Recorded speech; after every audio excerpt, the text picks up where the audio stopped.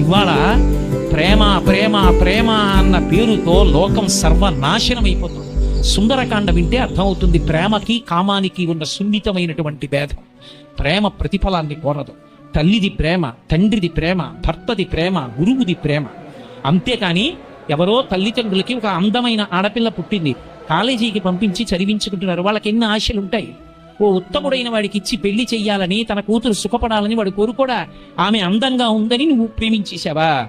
ఆమె నీకు తప్ప ఇతరులకు దొరకకూడదని యాసిడ్ పోసావా? సంస్కార హీనత్వం వల్ల కది వచ్చింది.